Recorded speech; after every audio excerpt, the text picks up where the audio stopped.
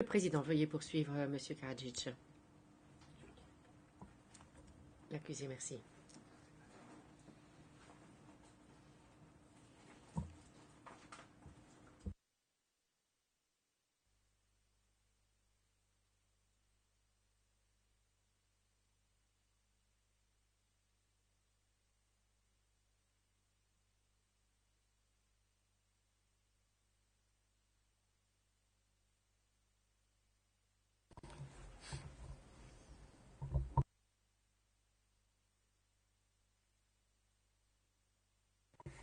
U paragrafu 79. Au paragraphe 79, l'accusation dit que la direction des Serbes de Bosnie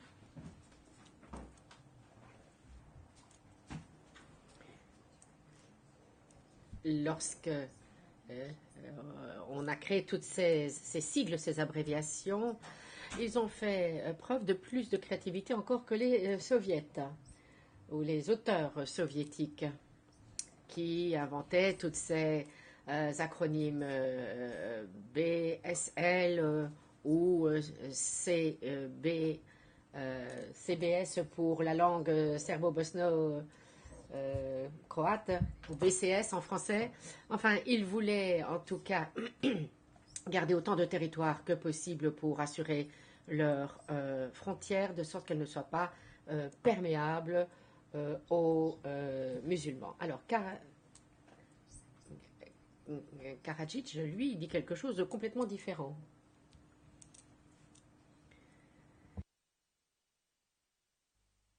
Evo ovako kaže, I guarantee that everything. Je garantis que tout ce qui pourrait étendre la route suite à une tentative de l'Ouest de ramener des territoires aux musulmans mais maintenant, c'est la communauté internationale qui doit supplier les Serbes à rendre des territoires. Donc, nous devons nous préparer à ce que les Serbes perdent le moins de territoire possible de façon responsable et ferme et que nous obtenions l'essentiel, à savoir que l'État en dehors d'une fédération, mais surtout, selon nous, nous ne pouvons accepter à aucun prix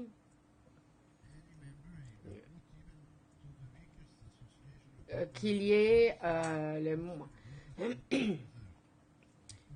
des faiblesses dans nos frontières extérieures qui doivent être préservées car elles constituent le plus grand danger à l'avenir. Donc, vous voyez que je plaide pour la paix et que je suis contre l'éclatement de la Bosnie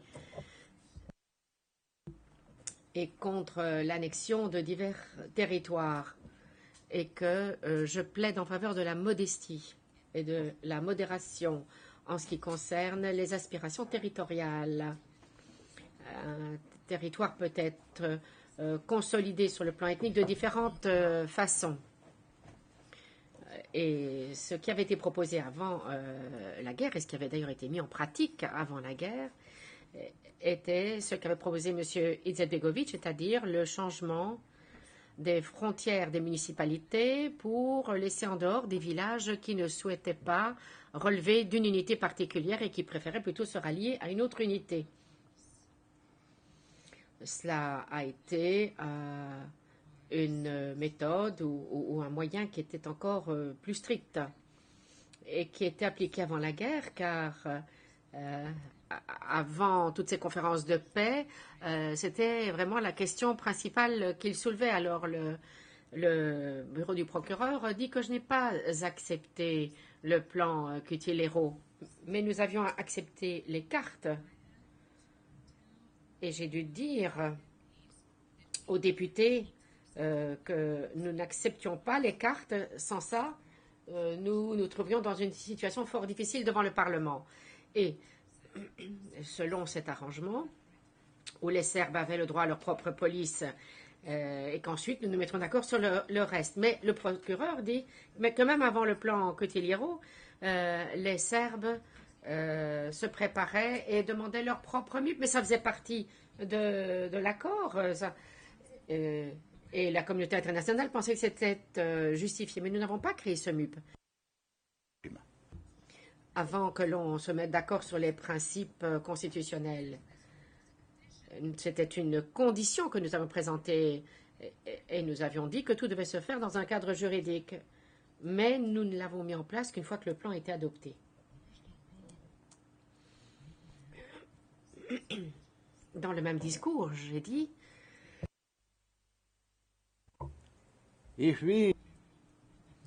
que, citation, si nous devons redéfinir, il faut se mettre d'accord pour redéfinir. Mais croyez-moi, l'on peut décrire et calculer combien nous aurons gagné du fait que nous n'avons pas combattu les Croates pendant 1 an et demi.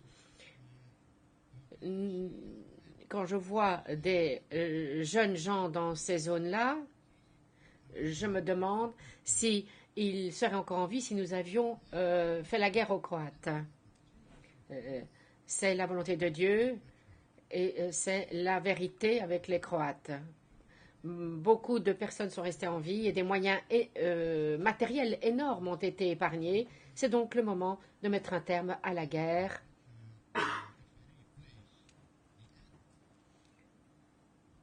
Et que l'on siffle la fin de la guerre. Nous avons un excellent score et il est peut-être temps de rendre quelque chose, même si c'est difficile pour nous. Et ils nous maudiront, ils nous cracheront dessus. Et ils nous feront beaucoup de choses. Et il vaut mieux rendre quelque chose plutôt que de redemander des choses. Fin de citation. Donc, l'accusation, comme vous le voyez, ne tient absolument pas compte du contexte dans lequel je dis que les territoires des autres ne devraient pas être pris, des vies ne devraient pas être perdues, simplement pour des territoires serbes que nous étions prêts à rendre.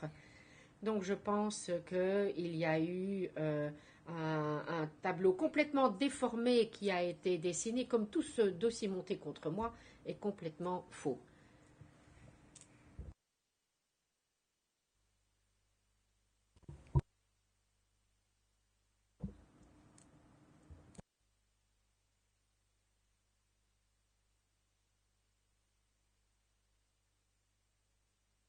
Drugi način da neka teritorija.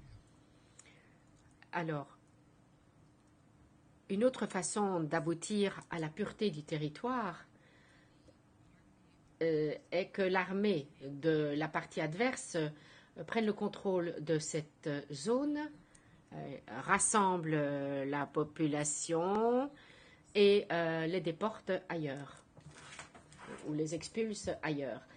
Mais ça ne s'est pas produit, les Serbes ne sont jamais conduits comme ça, et ça ne s'est pas produit pour les autres non plus d'ailleurs. Et je vais vous dire pourquoi. Il n'y avait pas d'endroit déclaré comme sans défense. Donc l'armée ne pouvait rentrer dans une ville ou un village sans devoir combattre des lignes de défense. Une fois que les lignes de défense étaient vaincues, la population partait, même avant que l'armée n'arrive. Et l'armée n'avait pas à attendre que les armées ennemies rentrent dans leur village ou leur ville.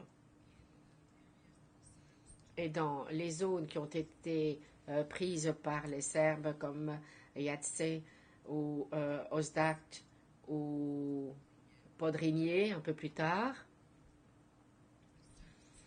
l'armée serbe n'a jamais eu de contact avec les civils parce que les civils étaient partis plus tôt de tous ces endroits.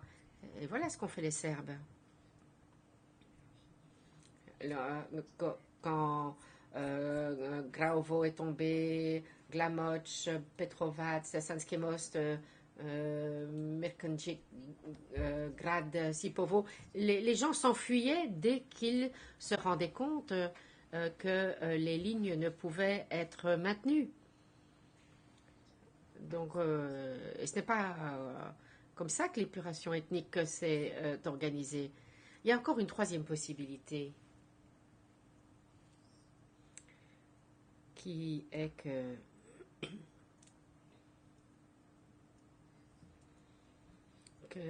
l'armée disposant de son gouvernement dans ce territoire ne devait pas combattre pour rentrer.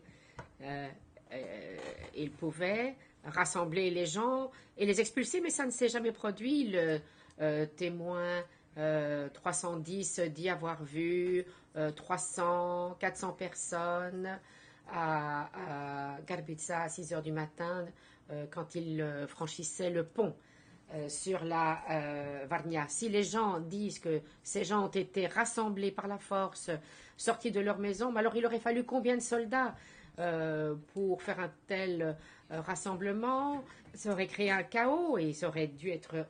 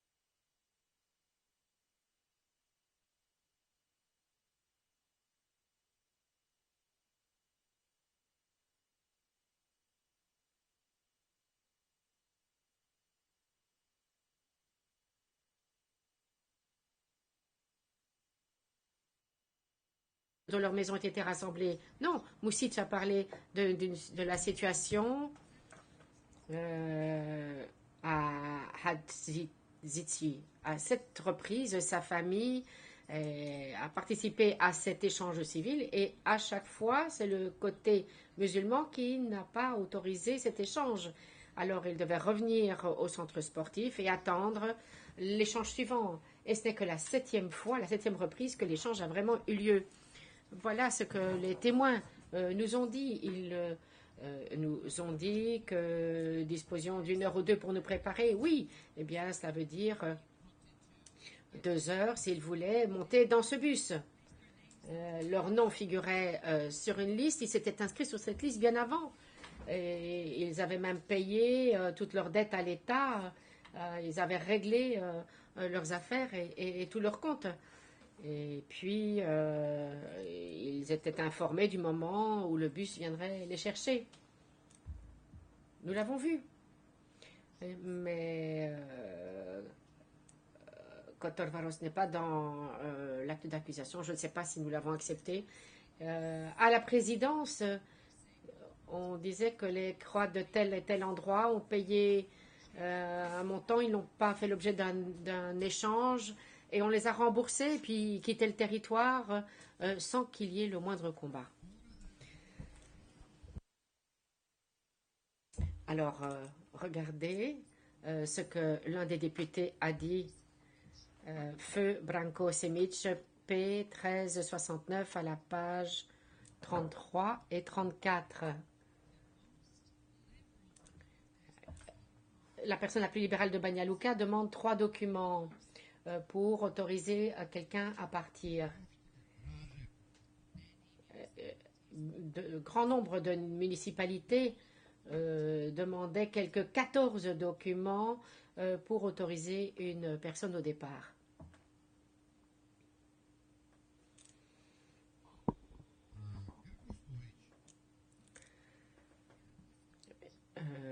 Gergo Stojic, qui est un autre témoin de l'accusation, nous a parlé de son village croate à Zanski Most et comment ils ont dû rendre leurs armes, qu'ils vivaient donc une vie tout à fait normale. Ils ont eu une institutrice serbe qui venait tous les jours. La municipalité payait les cours. Les musulmans allaient au centre de Sanski Most le jour du marché pour faire leurs emplettes, pour vendre leurs produits. Et puis ils repartaient à la fin. Et un jour, un lundi, nous dit-il, j'ai vu qu'il y avait 2 criminels qui m'attendaient. Et ces 2 criminels l'ont emporté ailleurs où il y avait d'autres Croates, ils les ont tués, mais lui avait réussi à sauver sa peau. Et à partir de ce moment-là, une fois qu'il a repris contact avec des Serbes normaux, la police, l'hôpital, la Croix-Rouge, etc., à ce moment-là, il a pu être sauvé. Et alors, Danielis Siska n'est pas la Republika Srpska.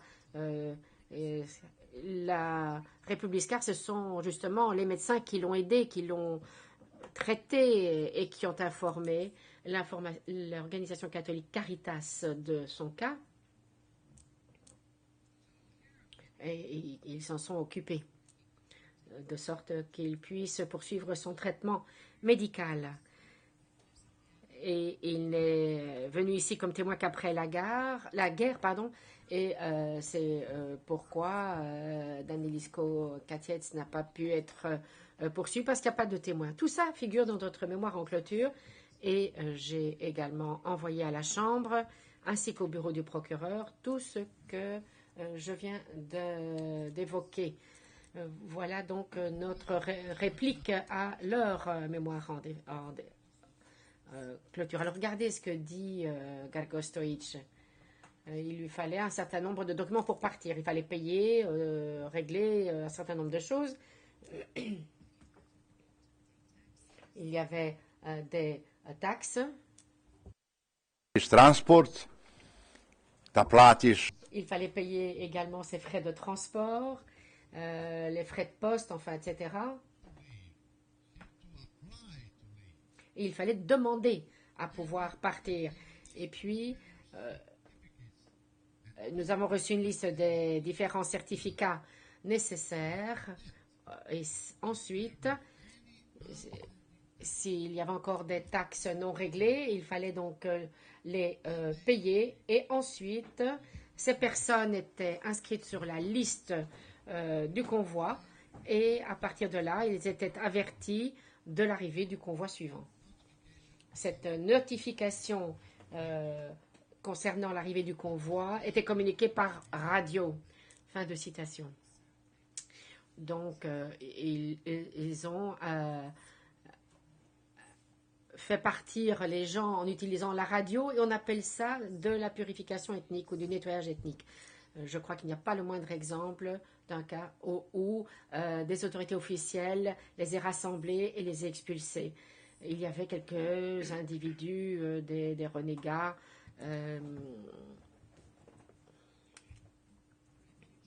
ou même des réfugiés qui ont été expulsés de leur maison, qui ont ensuite été incendiés.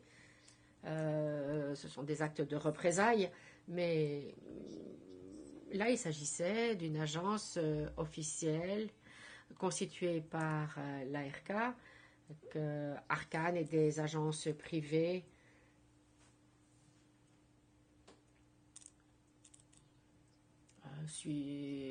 suivaient. Ces personnes, évidemment, ont quitté leur foyer le cœur gros, mais ils l'ont fait de leur plein gré. Alors, qu'est-il advenu des personnes qui n'avaient pas l'argent pour payer leurs impôts, mais ils ne pouvaient pas partir? Et qu'en est-il aussi des personnes qui n'ont pas non plus demandé à pouvoir partir? Ces personnes-là sont restées dans ces villes jusqu'à la fin de la guerre. Et il n'y a pas un seul endroit dans lequel il n'y avait plus de musulmans. L'accusation a parlé de Milivoje Miličić, et ceci dans un contexte assez négatif.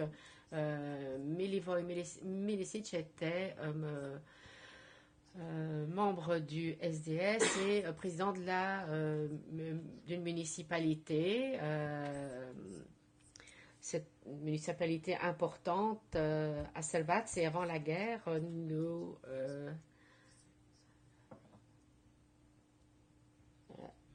et nous avons une une communication téléphonique interceptée où Milincic dit qu'il n'accepte pas un poste d'école à Sveti Sava qui porterait ce nom.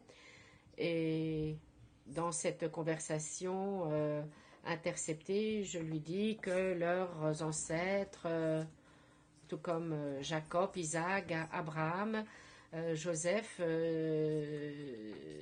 ce sont des ancêtres pour les musulmans comme pour les Serbes, mais ils n'ont pas accepté. Ils ont voulu un autre nom, Salikovic, qui est un écrivain musulman. Je ne l'ai pas imposé, moi je lui ai juste donné un avis. C'était un auteur important et nous voulions que les musulmans à Kovac soient satisfaits. Ils ne sont pas partis. D'ailleurs, ils ont formé une unité de l'armée de la Republika Srpska qui s'appelait Meša Selimovic. Et dans la guerre, ils ont lutté pour la Republika Srpska. Ils n'ont pas combattu pour les Serbes, mais ils ont combattu pour les valeurs communes entre les musulmans et les Serbes, la démocratie et un État laïque. Et le commandant de cette unité, l'ancien président de Bosanski Brod, voilà donc des musulmans qui n'ont pas dû partir. Ils n'ont dû aller nulle part.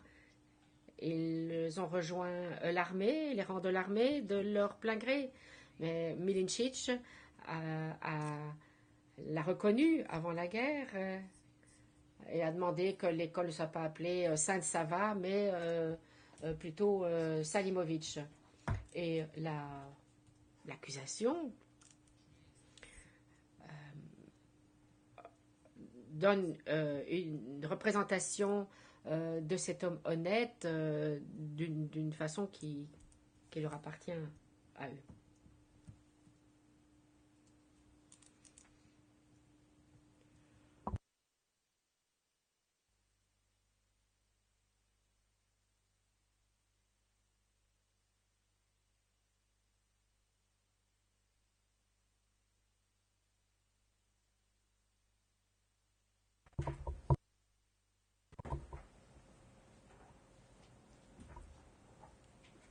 Vidjeli smo iz dokumenta koji je poslao À l'examen des documents, nous avons envoyé par le gouvernement musulman à l'accusation début juillet 96, nous avons vu qu'il y avait une description de tous les endroits avec le nombre de musulmans qui y habitaient avant la guerre.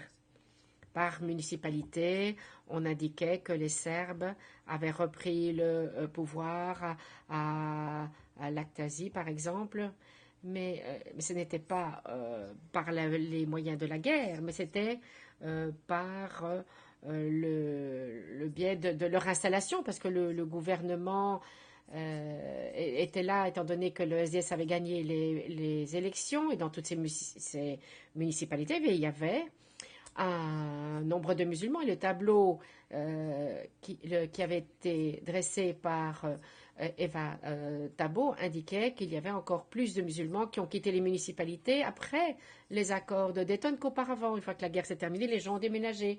Avant cela, ils étaient restés, même s'ils avaient la possibilité de s'inscrire pour des convois et qu'ils aient choisi de ne pas le faire.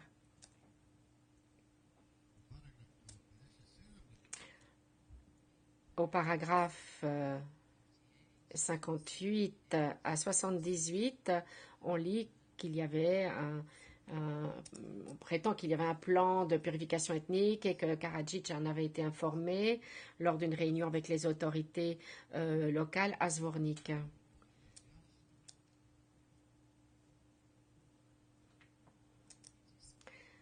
Alors, ce que Karadzic a dit était limpide. On peut le trouver à la pièce P à 99-37 qui est à l'écran. Je cite.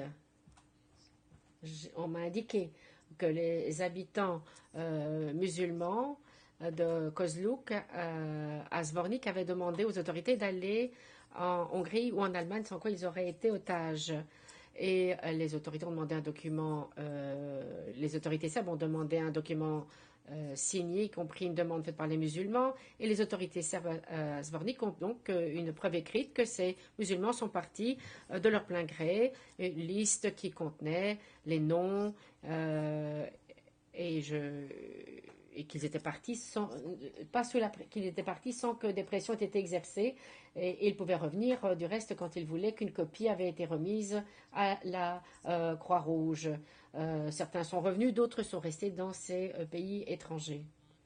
Mais avant donc de partir ou de faire partir de ce départ organisé, ils vivaient dans une situation chaotique et les prêtres orthodoxes ainsi que les responsables religieux musulmans sont venus et leur ont dit qu'il ne fallait pas qu'ils partent.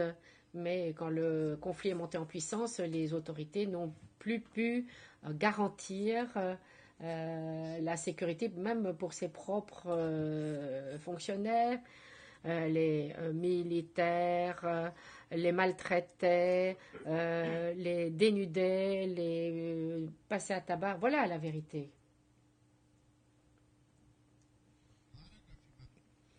Au paragraphe 44, 45 et puis 77, 81, 82.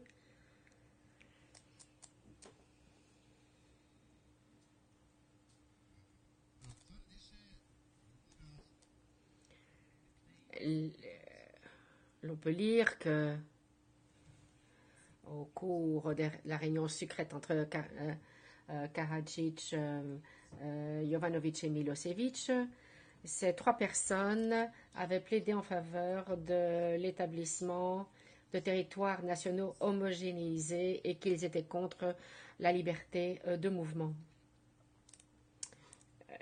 qui aurait mis à mal la structure démographique des municipalités et ce qu'ils avaient appelé cette nouvelle réalité. Vous pouvez d'ailleurs consulter et vous reporter à ce document. Et, au début de son discours, Jovanovic dit très clairement que la purification ethnique est hors de question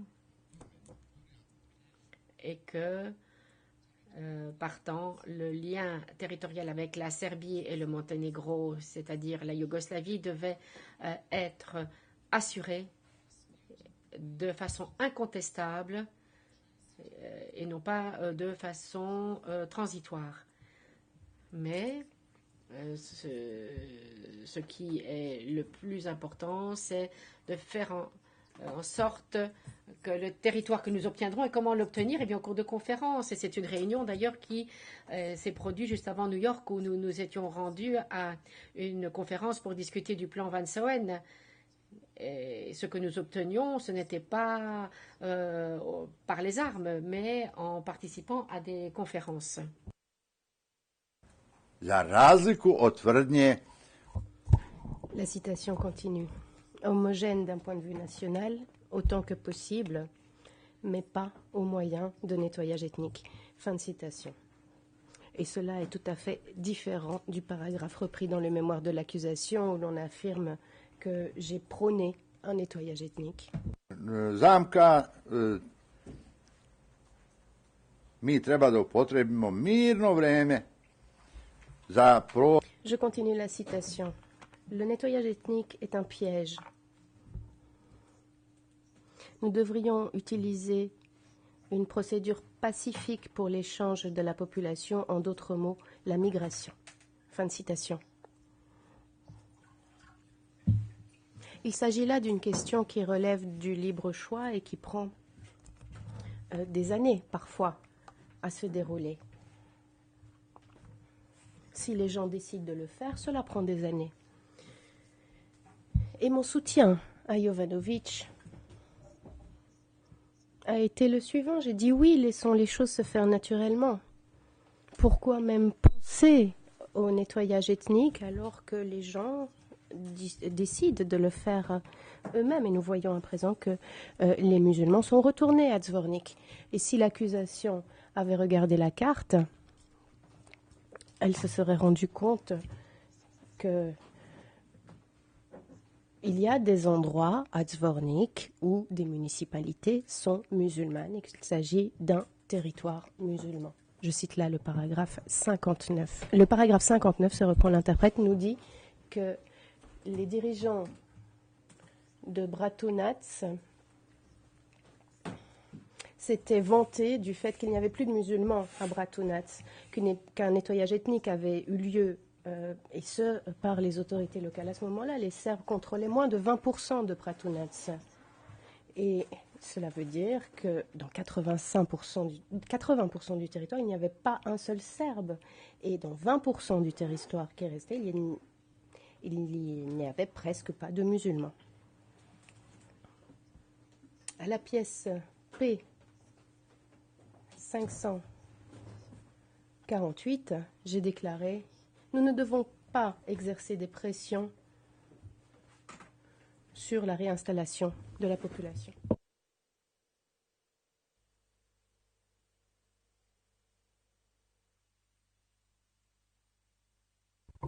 To nije za medije, to je na zatvorenom sastanku sa rukovodstvom, uputstvo. Et cela n'est pas à l'avantage de la médiation. Cela a été dit lors d'une réunion à huis clos avec les dirigeants. Nous ne devons pas exercer des pressions sur la population pour la réinstallation. Au paragraphe 60, à propos d'Ilija, l'accusation avance que les autorités locales étaient en train d'expulser la population et que cela a eu lieu à l'initiative de Radovan Karadzic. Des témoins à charge eux-mêmes ont nié cela. Pièce P5065, le témoin à charge Prstojevic a déclaré qu'il y avait 55 000 Serbes et 100 000 autres à Ilija. Prstojevic et Kezunovic ont nié avoir reçu de telles instructions et on niait que Karadzic ait même déclaré que pas un seul musulman ou croate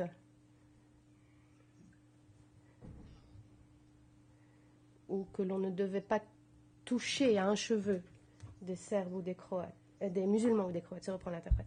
Glavaš l'a confirmé également et c'était également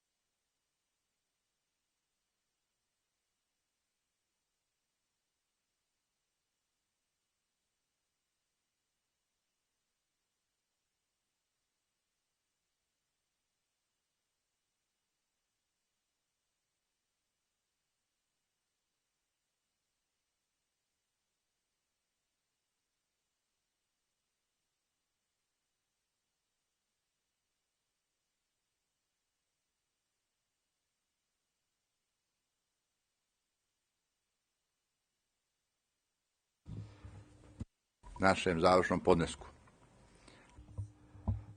Je ne vais pas répéter ce qui est repris dans notre mémoire en clôture. Et dans le mémoire de l'accusation, mémoire en clôture, paragraphes 69, 175 et 406 à 428, l'accusation aborde des directives, plus particulièrement les directives 4 et 7, et le déni ou le refus d'aide humanitaire.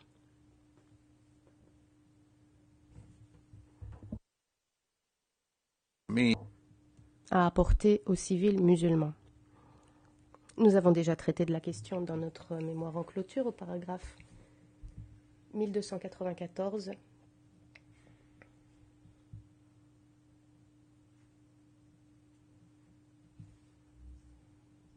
À 1329 et 3309 à 3317. Je pourrais également ajouter que M. Goulding, en février 1992, non, en décembre 1992, a déclaré que les mass-médias internationaux étaient en train de déformer la réalité quant à l'approvisionnement de cette aide humanitaire. Et je pense que cela suffit pour prouver que les médias ne relataient pas les choses comme elles se passaient. Concernant la directive 1 et la référence faite dans le mémoire en clôture de l'accusation, paragraphe 407 à 409, on dit que le 5 juin, Radovan Karadzic a dit à Mladic de nettoyer les secteurs de Boutmir, Rasnitsa, Dobrynia, Sokolic, Kolonia, et que peu après la directive du 6 juin 1992 a été délivrée, pièce D 232. Le bureau du procureur ici semble suggérer que des actions illégales ont été prises à cet égard. En vérité, en avril et mai 1992, l'attaque a été lancée contre les Serbes à Ilidja.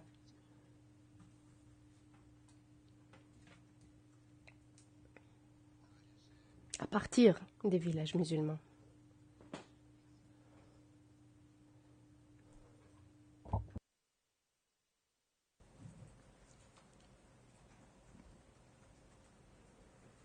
Dalje se previđa, tužilaštvo previđa da se vojne operacije... Mais en fait, l'accusation ne tient pas compte du fait que les opérations militaires dans cette partie n'avaient jamais ciblé des civils serbes. Et la directive contient elle-même un ordre selon lequel le corps de Sarajevo-Romagna devait protéger la population civile pendant l'opération. Mais l'accusation n'a pas estimé utile d'en faire référence dans son mémoire en clôture au paragraphe 408 et 409, même si elle y a cité le texte de la directive. Alors nous avons également vu un ordre du général Galic selon lequel la police et l'armée amenaient les civils de la zone de combat vers la caserne afin de les y loger. Il s'agit là d'une obligation qui suit notre loi sur la défense. C'est une obligation de faire évacuer les civils, pas de les réinstaller comme le bureau du procureur l'a interprété dans ces documents. La réinstallation est un processus de transfert permanent, mais l'évacuation est réglementée par la loi et doit avoir lieu. Alors ici, on dit que Kraïchnik a admis qu'un ordre de Andrich du 20 mai 1992, du 28 mai 1992, sur les façons d'évacuer les civils de Prodignac constituait un nettoyage ethnique. Mais cet ordre du 28 mai a en fait été rédigé une semaine après que les parties au conflit aient signé un accord avec la Croix-Rouge. Je pense qu'il faut se référer là à la pièce P1603 qui date du 22 mai. Et tous les accords ultérieurs évoquent cet accord originel. Juillet, ou 27 août, ou 27 octobre. Dans tous ces documents ultérieurs, on parle de cet accord originel. La seule chose qu'Andrich n'ait pas fait était de faire référence à cet accord. Mais voilà l'esprit de l'accord. La population et les civils devaient être évacués de la zone de combat.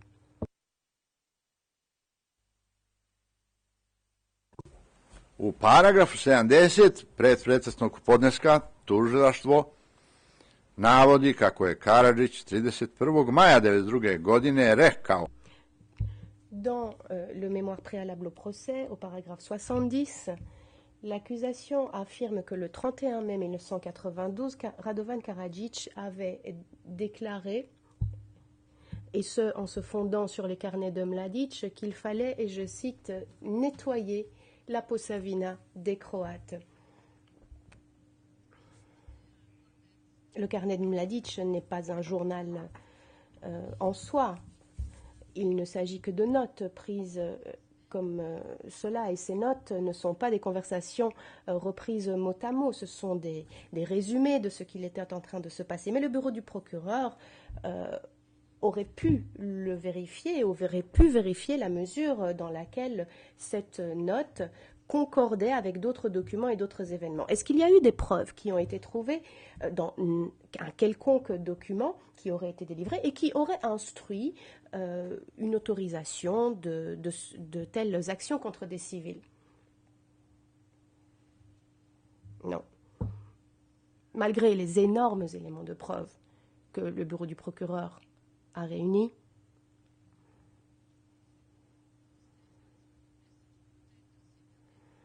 non. Et la défense a énormément d'éléments de preuve montrant que des efforts ont été consentis pour protéger la population civile. Néanmoins, le bureau du procureur essaye d'arriver à une conclusion contradictoire. La seule conclusion à tirer est de dire que cette phrase fait référence à un nettoyage des formations militaires ou des unités militaires de Posavina. Les juges de la Chambre savent que la Posavina est un corridor, on ne fait pas référence aux Croates en tant que tels là, et qu'il y avait des Croates dans nos unités à l'époque. Un colonel était un Croate au sein du corps de Sarajevo-Roumania. Nous avions un lieutenant-colonel à Palais, le commandant de la logistique, de la base logistique, était également de cette origine. Nous avions énormément de Croates dans notre armée, donc on ne fait pas référence aux civils ici.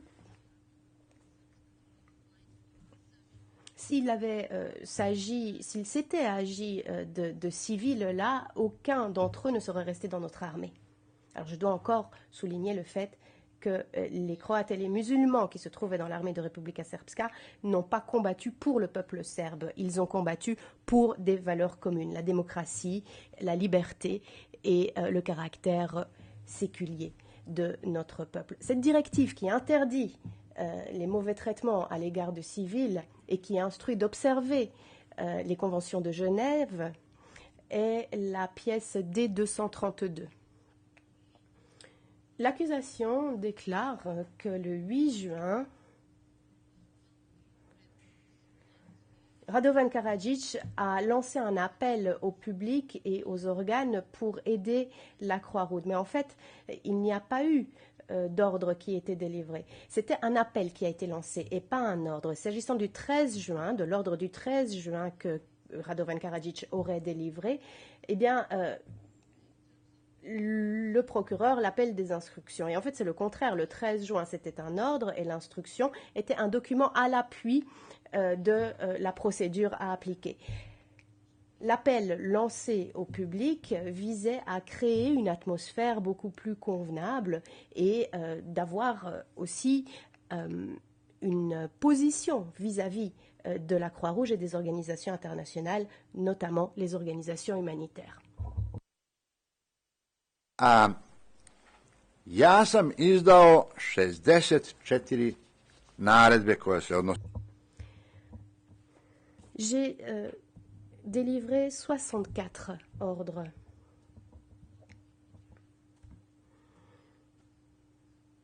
Demandant d'observer le droit humanitaire et de protéger les civils. Le bureau du procureur n'a même pas essayé de réfuter des documents d'une nature confidentielle qui sont des ordres express envoyés à des organes de l'armée en vue de respecter les conventions de Genève, la population civile et la vie en général. Le bureau du procureur laisse entendre que cette politique était à deux vitesses. D'une part, il y avait des ordres qui étaient délivrés, mais d'autre part, rien n'était fait. En revanche, l'accusation n'a pas montré un seul ordre envoyé au camp serbe.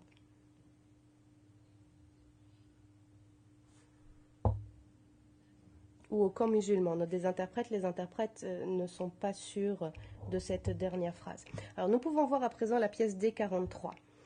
Il s'agit de mon ordre du 16 avril demandant une cessation des actions sur Srebrenica. Et afin d'amoindrir l'importance de cet ordre, le bureau du procureur déclare que Karadzic l'a fait sous pression. Tout d'abord, cela ne change rien au fait que j'ai arrêté ces activités. Deuxièmement, il y avait des pressions qui étaient exercées pendant toute la guerre et quelquefois, il fallait subir des pressions ou exercer des pressions pour survivre. Mais je n'ai pas cédé à ces pressions lorsqu'elles impliquaient de lourdes pertes ou de gros dommages. Et tout cela se retrouve dans des documents. Vous verrez que j'ordonne que les civils doivent être protégés. Ce n'est pas ce que l'OTAN m'a demandé. L'enquête... Da se stekne slika o tom.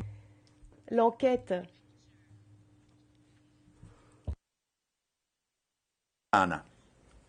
ne devait pas être menée pour cela, mais parce qu'il fallait laisser passer les convois. Rien ne montre qu'il y ait eu des pressions. Mais le bureau du procureur ne veut pas que tout cela soit expliqué de la sorte et que je m'étais exprimée sur la question de l'aide humanitaire. Alors, le même jour, Safer Halilovic a délivré un ordre qui est repris dans la pièce D343. Le premier document dont j'ai parlé était la pièce D43. Daté, à présent, je voudrais le 343, daté du 16 avril. Safer Halilovic nous dit dans ce document, nos des interprètes, le document n'est pas à l'écran, reprise de débat. La trêve que nous avons ordonnée, oubliez-la. Elle ne sert que des objectifs de propagande. Continuez ce que vous êtes en train de faire. Et c'est à ce moment-là que j'ai arrêté les activités autour de Srebrenica. Et Safer Halilovic a en fait ordonné de continuer les combats et de ne pas tenir compte de l'ordre précédent.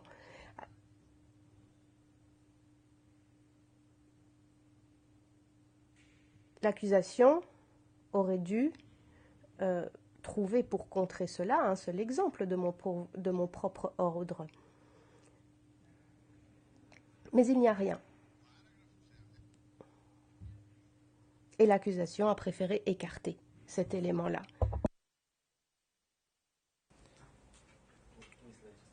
Tužilaštvo se referira na... Au paragraphe 74 et 541 du mémoire en clôture de l'accusation, le bureau du procureur a fait référence à la déposition d'Okun et a affirmé que Radovan Karadzic avait exploité les résultats de ce nettoyage ethnique. Et le bureau du procureur affirme que tous les ordres de Karadzic, etc., etc. Passons justement aux propos d'Okun. Page 1818 du compte-rendu. Docteur Karadzic, je suis surpris de vous entendre dire que j'ai affirmé que vos appels n'aient pas été sincères. J'ai dit le contraire. J'ai dit qu'il fallait en tenir compte. J'ai dit qu'il fallait les louer.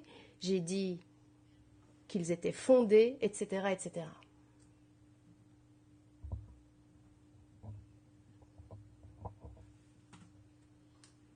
En d'autres mots, Okun pense que ce que j'affirme est bien arrivé. Mais le bureau du procureur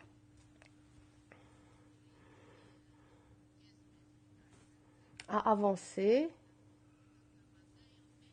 que le président Dodic était venu après cette déposition pour me féliciter et qu'il m'a embrassé 3 fois. Le bureau du procureur pense que c'est important, mais a omis de dire que l'ambassadeur Okun est aussi venu me féliciter une fois que les juges de la Chambre avaient quitté le prétoire et m'a embrassé. Mais rien de tout cela n'est important, ce ne sont que des relations privées. Mais le bureau du procureur a choisi de parler du premier événement et d'omettre le deuxième. Au paragraphe 106 du mémoire de l'accusation, il est affirmé que Radovan Karadzic aurait déclaré que les Serbes de Bosnie avaient le soutien de la sûreté d'État serbe au moment de l'arrivée d'Arkan.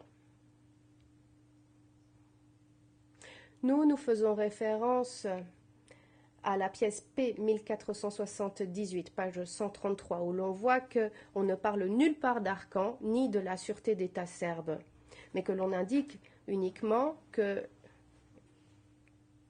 la JNA avait demandé des Serbes avant la guerre de ne pas organiser leur propre armée, qui était soutenue par la sûreté d'État.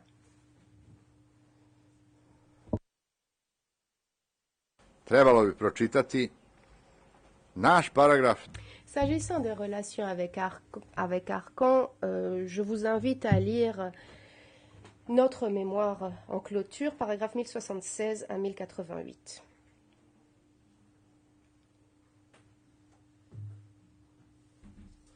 De plus, lorsque le bureau du procureur a fait référence à la pièce P 5888 pour étayer l'allégation selon laquelle Radovan Karadzic avait orchestré l'armement des Serbes en dehors des structures de la JNA, le document nous montre en fait que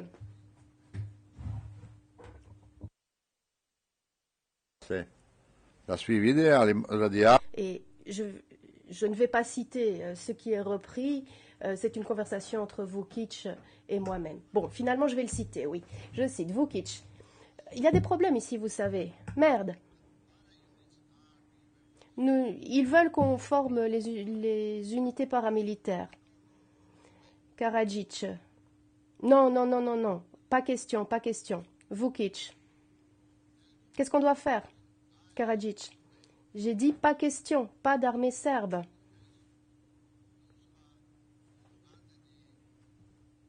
Tout cela est déraisonnable. Fin de citation.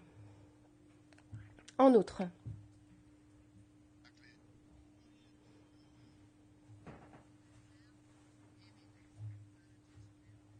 De nombreux autres éléments de preuve montrent que Karadzic n'a jamais encouragé cela et qu'aucun armement ne devait se faire au sein de la défense territoriale qui se trouvait sous le commandement de la JNA ou au sein des compagnies et bataillons réservistes de la JNA.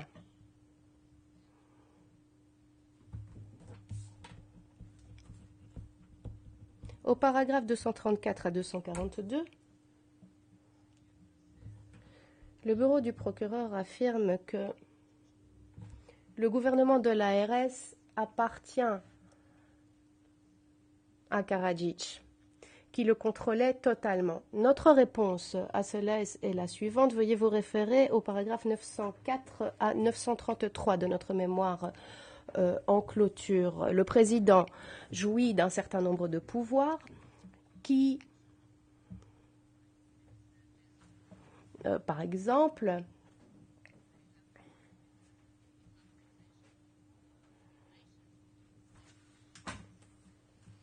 portent sur la nomination du Premier ministre.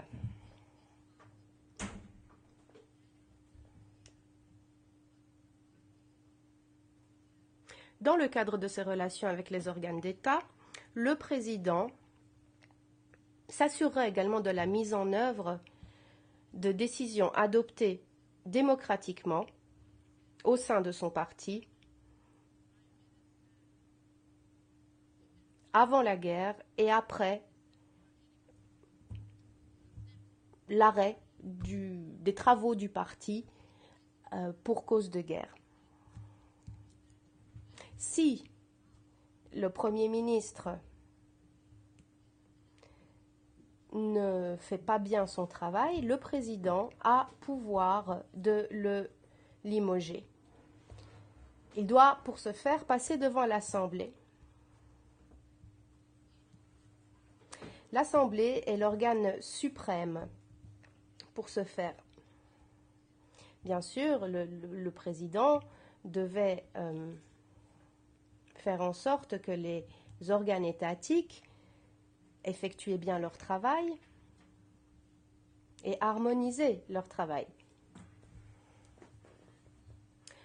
Si un ministère ne fonctionnait pas bien, le président ne pouvait pas, de son propre gré, remplacer le ministre. Il devait le demander au gouvernement. Le paragraphe 237 du mémoire de l'accusation déclare ou reprend que Radovan Karadzic a réitéré ce point-là en mars 1995 lorsqu'il a dit au présent, lors d'une réunion du Conseil suprême de la Défense, que, et je cite, chaque armée, chaque structure doit s'y conformer, car c'est moi le responsable en bout de compte. L'armée est à moi, tout autant que les ministres.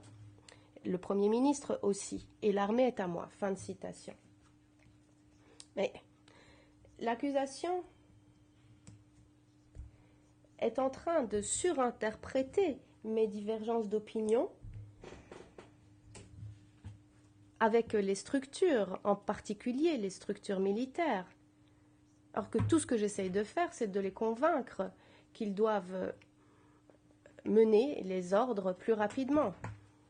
Si tout se faisait sans aucune objection, cette phrase n'aurait pas été là.